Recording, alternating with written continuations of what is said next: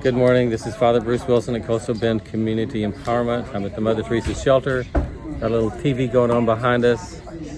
Hopefully that won't be too disturbing. I just needed to talk to Bubba, Jimmy, right? Jimmy Vincent. Yeah, you go by Bubba. Well, you don't have to give all of that, but because Jimmy was asking a question that I don't have the answer to. I do know that one of our friends, Malcolm, Malcolm is under the bridge right now. Malcolm is on the waiting list at the Corpus Christi Housing Authority. He's waiting. Malcolm has a job. He did have a job. And so he was making money, trying to save some money, trying to get into a house. He's trying to make the right connections and do the right things. He doesn't have a place to stay right now, and me and Jimmy will talk about that some more in just a minute. But he ended up staying under the bridge, Agnes Street Bridge, under Crosstown. He's been there for a while. Sometimes that gets swept out by the police department, and then sometimes people are there for a good while. Malcolm's been able to stay there for a while, and I don't know if he sleeps there, but he's been seeing his friends there. So he had before he went to work a couple of days ago, he left his backpack where some of his friends were, and he went to go to on Lipan? No, the street that goes out to the Agnes goes this way, and what's the street that goes the other way? Look. Yeah, and it has a La Mariachi little restaurant on it. Anyway, he went to the restaurant to get a couple of tacos for breakfast.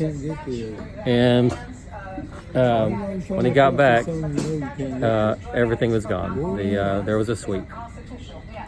And so he lost his photo ID, all of his documentation, any medication, anything that was essential for him to continue in his job, for him to check his portal with the Corpus Christi Housing Authority. Everything essential was in that backpack, and it's gone. So we talked yesterday about how he can start all over again. Referred him to some community health workers on Waco Street that do a good job. That's going to take some time for him to just get caught up with where he was. And just having some safe place to go, either privately, individually, or congregately,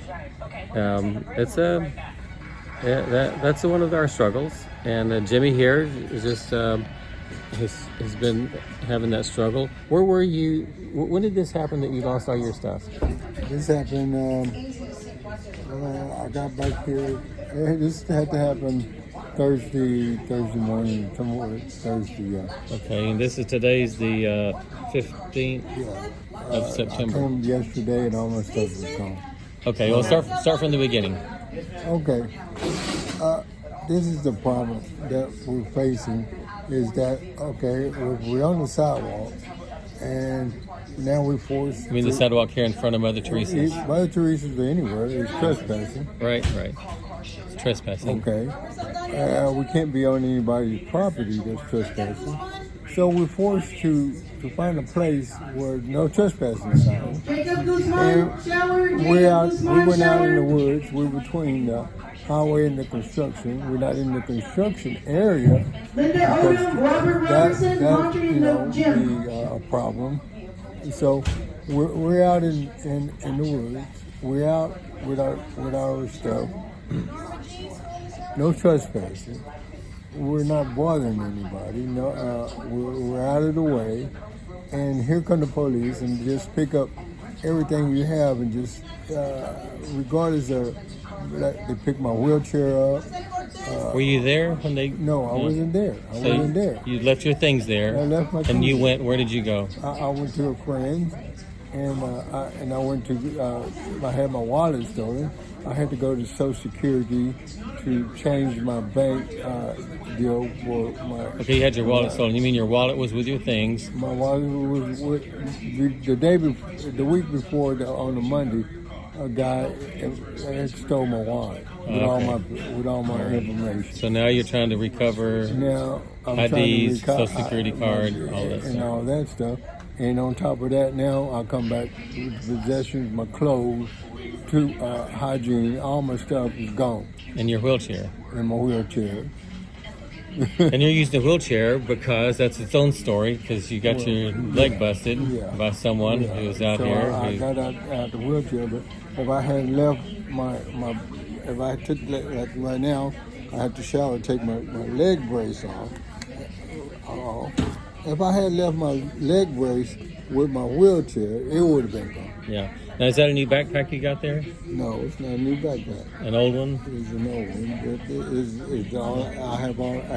The little possessions I have, that's all I have left. Yeah. But that backpack didn't get taken. Because the backpack was with me. It was with you, right? You took what you could. What I had. And if I hadn't had my backpack and stuff, Yeah, you can't carry everything around everywhere, right? You can't. No.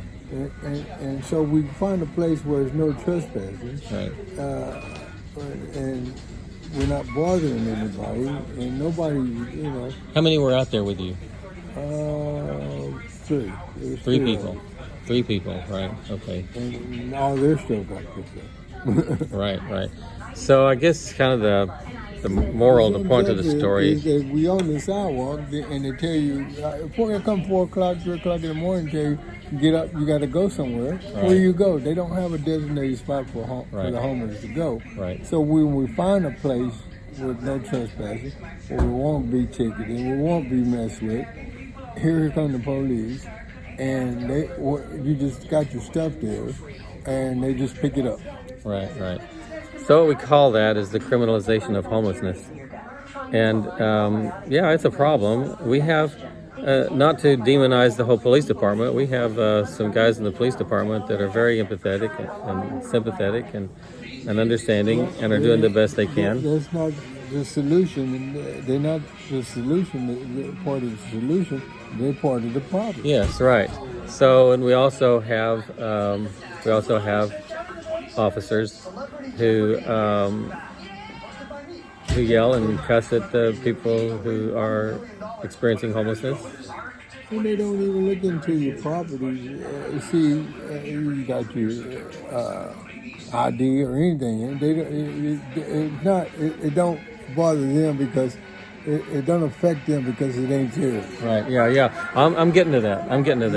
So I'm just kind of setting the stage here. We have we're not just demonizing the police officers. I understand there's a diversity of personalities and intentions in the police department, just like homeless people are diverse as real people, and they're not all the same, and we stereotype each other, which is not helpful. But the point is, we've had, I don't know how many years that I've been friends with my homeless friends, and talking about at the city level, a safe harbor, a place to go that would have a restroom, that would have security, whatever, but any place to go where they wouldn't be vulnerable and subject to a sweep, where they would constantly lose all of their property. That system of sweeping homeless property wherever they have to leave it is that's not solving homelessness. That's maintaining homelessness. Everybody who loses their property is out there starting all over again, and they wait for Social Security to contact them with a new Social Security card. They wait for food stamps to contact them about a new food stamp card. They wait through the whole process of trying to get another photo ID. They wait for everything, for housing. They wait. And where are they going to wait? And where do they leave their things while they're waiting? This is a recurring issue, which is I think, a real issue that needs to be addressed one way or another. I don't have this. I do have the solution. It's a long-term solution, and we're going to spend the next several months trying to educate our community about what the solution is. The tools for creating the systems that end homelessness are actually available to us. They're hidden right under our nose, and that's another project, and we're going to be working on that. In the meantime, we still have people like my friend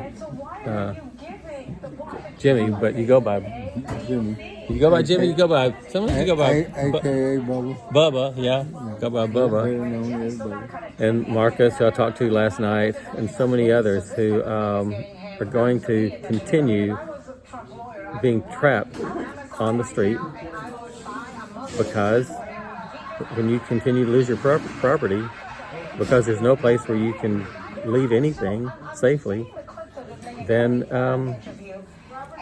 we're just maintaining homelessness. Thank you, Jimmy, for sharing that with us. It's just I decided to do a little interview because we just have to talk about this. Talking is not part of the solution. Well, it is a part of the solution, Yes. but it's not getting done what we need. We need these people to, when we're out and we find a place where we're not ticketed for trespassing or we're not bothering anybody. We're out of everybody's way. We have our stuff stored. We can't carry it around everywhere we go, and we come back, it's gone. Right. That's the story. Jimmy, thanks for being able to share that. I decided, it's time to at least make do an interview, make this more public so that we can talk about a better solution. Yeah, we need a solution. We do. Okay, thank you, Jimmy. Thank you, sir. All right. God bless.